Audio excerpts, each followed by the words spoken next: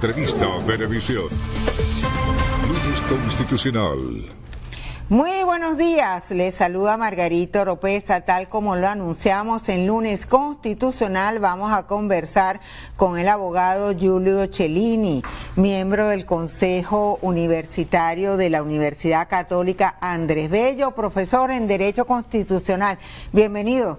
Gracias por estar aquí. Gracias, Margarita. Muchas gracias y feliz Pascua de Resurrección para todos. Muchísimas gracias. Vamos a hablar un poquito sobre la reforma constitucional, que es el tema que nos ocupa.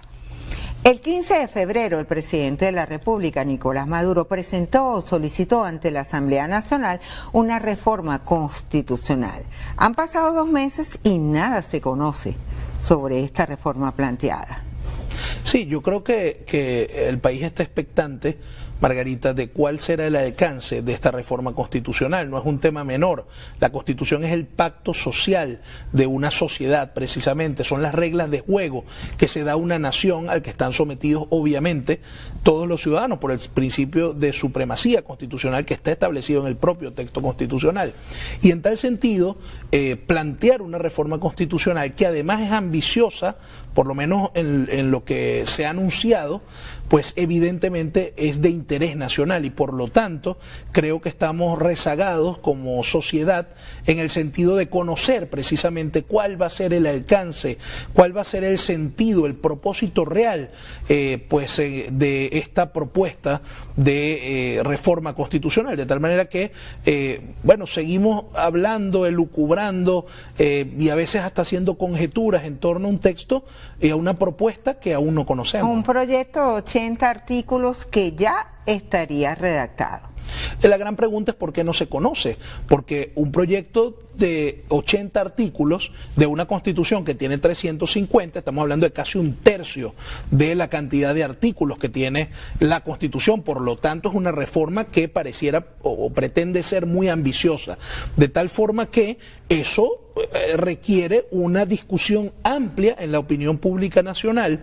El país merece conocer y que se abra una gran consulta que pareciera que hasta el momento no se está dando en torno a la reforma. Elaborado por una comisión nacional presidencial con personas cercanas al gobierno. Bueno, al final la iniciativa de la reforma ciertamente viene del jefe de Estado, viene del presidente de la República, por lo tanto él ha conformado un equipo que va a elaborar o está elaborando esa propuesta.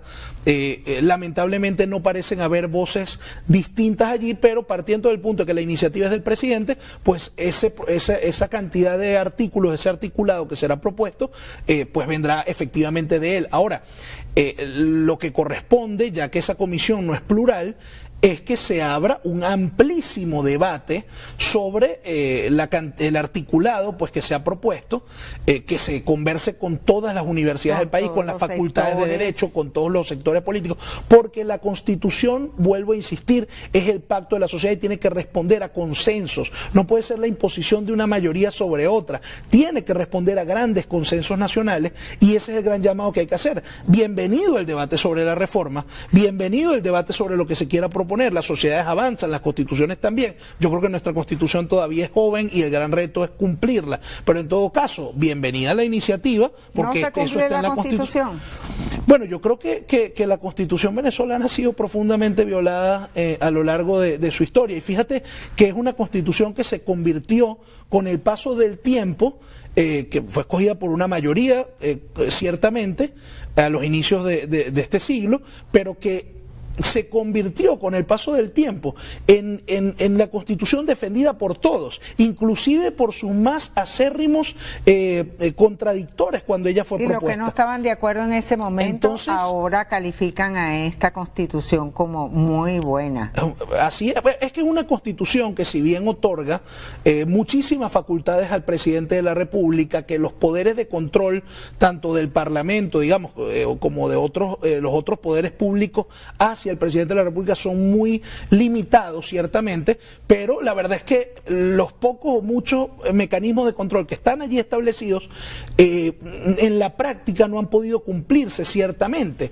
Entonces yo creo que el gran pacto de esta sociedad y del gobierno especialmente con el resto de actores políticos debe ser el cumplimiento real de esa Constitución, una Constitución que promueve, que establece un Estado social de derecho y justicia, pero un Estado democrático además, y esa premisa no puede ser modificada. Eso le iba a decir, 4 ámbitos, 4 líneas estratégicas, una de ellas profundizar la democracia, hacerla más participativa. ¿Cómo se hace más participativa la Constitución? Bueno, nuestra Constitución ya establece mecanismos de participación importantes, el voto, el principal de ellos, y que hay que seguirlo defendiendo, incluso cuando el voto más en riesgo está, es precisamente cuando la ciudadanía tiene que defenderlo. Tú no defiendes los derechos cuando los das por sentado, los defiendes cuando sientes que pueden estar siendo vulnerados. Claro, uno de los principales artículos es eso. Pero nosotros la soberanía se ejerce se reside en el pueblo, pero además, Margarita, la Constitución establece otros mecanismos de participación, los referendos consultivos, los referendos revocatorios,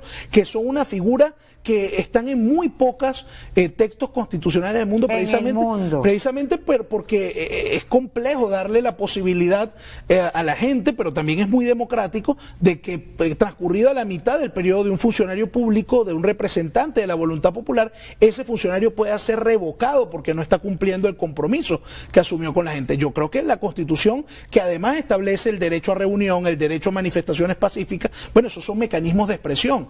Y lo otro, es una Constitución que defiende de alguna forma la descentralización, la organización político-administrativa del país, las gobernaciones, las alcaldías, que además están bien desarrolladas en la ley del poder público municipal, en la ley de los orgánica de los estados. Bueno, lo que hay que cumplir la ley, la supremacía constitucional que está establecida en los primeros artículos de la Constitución, el 7, si no me equivoco, bueno, eso es lo que hay que cumplir, y yo creo que en este momento parte de la discusión sobre la reforma constitucional, Margarita, tiene que darse en los municipios, escuchar a los vecinos de los municipios, porque si lo que se quiere es, o lo que se pretende es modificar de alguna forma la estructura municipal y de los estados del país, eso tiene que ser discutido con amplitud en todos los municipios del país. En el caso, a eso vamos, esa modificación vendría por el Estado comunal. Bueno, hay que esperar que el articulado se presente. El gobierno ha dado algunas luces que tendentes a que la reforma constitucional pudiera incluir el denominado poder comunal, que al día de hoy no sabemos en qué materialmente a qué se refiere. Bueno, esa discusión tiene que darse. Lo que no se puede es modificar la estructura municipal del país, porque las reformas constitucionales no pueden modificar los aspectos fundamentales de la Constitución, y este es uno de ellos en mi opinión. Por lo tanto, aquí la razón para defender la Constitución y para abrir el debate en torno a la reforma tiene que ser la defensa de los municipios, y yo creo que hay que generar una gran conciencia. Los municipios, las asociaciones de vecinos, las asociaciones parroquiales, los alcaldes tienen que estar incorporados en esa discusión. Los ciudadanos tienen que ser activos en ese sentido, y ahora que se pretende justamente, o que se va a escoger la Asamblea Nacional, que será la que estará legitimada,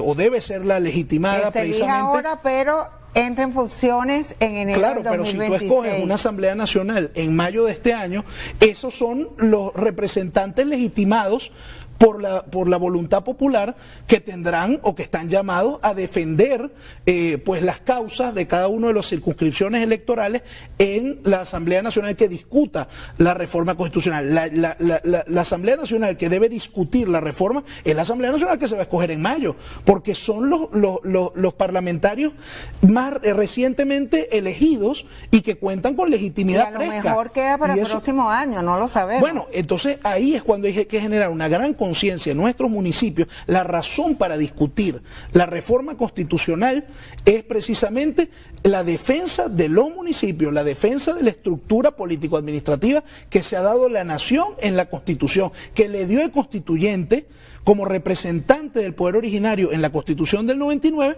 a los municipios, la importancia, la fuerza, la legitimidad que le dio a los municipios y a los estados. Entonces, por eso hay que animar a la gente, y vale esta consideración en este momento, de que parte importante de la labor que tendrán los parlamentarios escogidos, y por eso es tan importante la elección del 25 de mayo, es que es defender esa importancia de los municipios, es defender nuestro vecindario, y por eso la gente tiene que ir a votar, Margarita, la gente de Chacao, de Baruta, de Latillo, pero de todos los municipios del país, del municipio Sucre. Ahora, el poder todos comunal tienen que ir a votar. podría afectar a las regiones, podría afectar el funcionamiento de las gobernaciones y de los municipios, bueno, de los consejos municipales, de las alcaldías. En principio, Margarita, sería inconstitucional proponer una reforma en esos términos, porque eso requeriría acudir a otra figura que es la Asamblea Constituyente.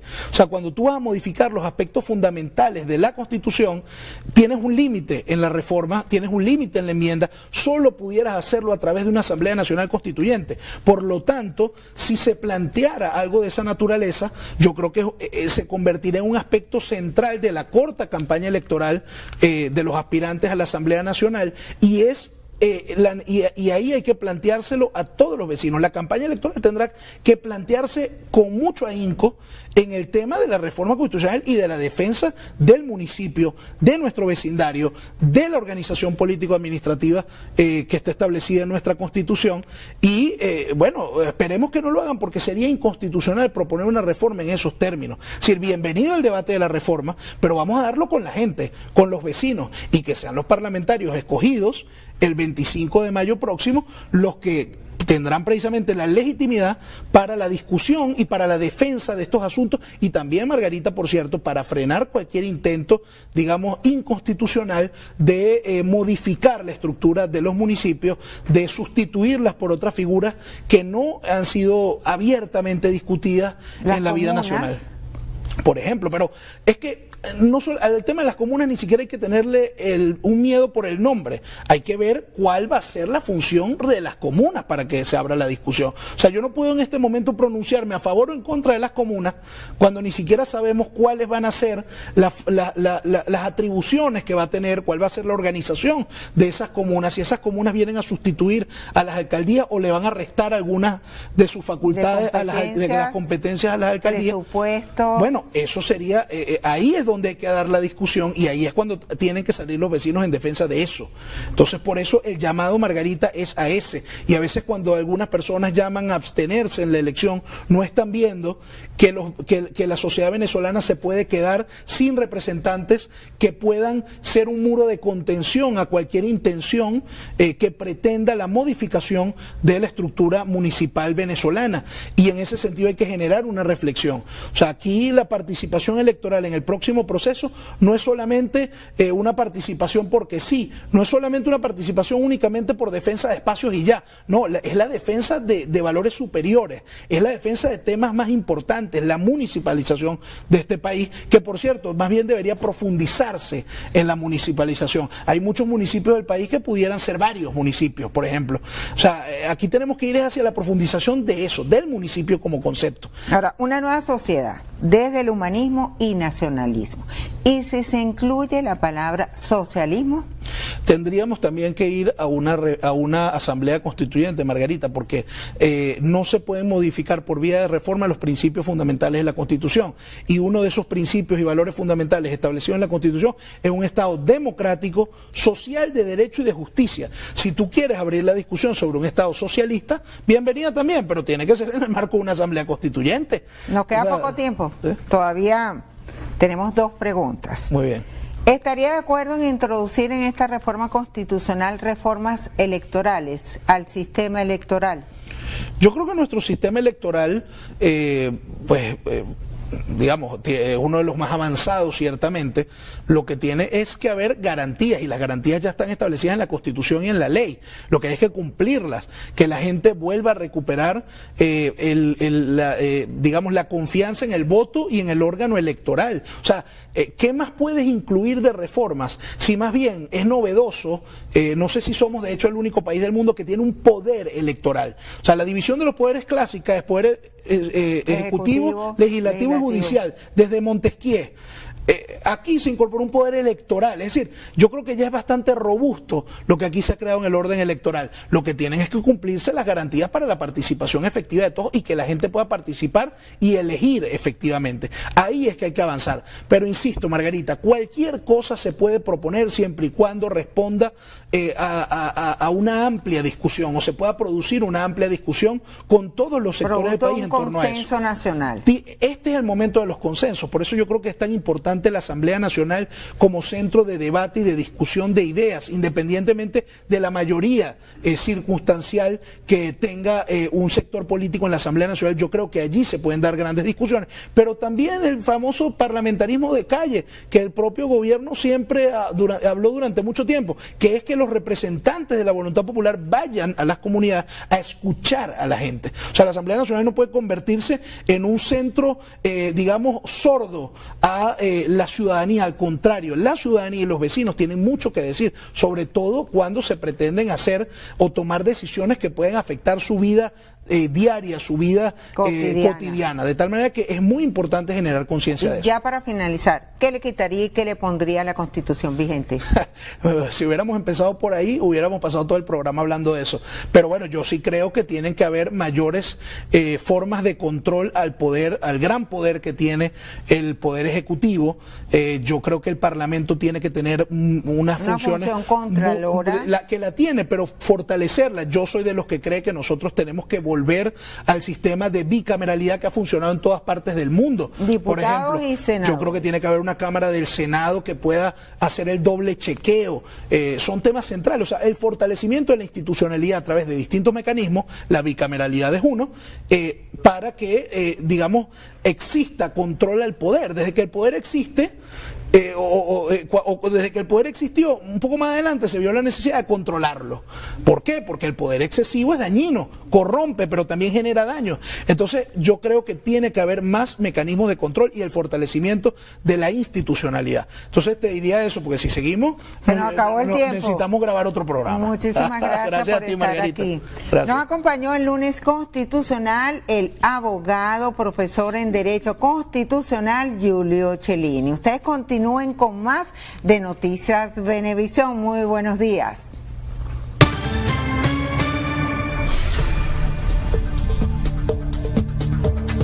Entrevista Venevisión. Lunes Constitucional.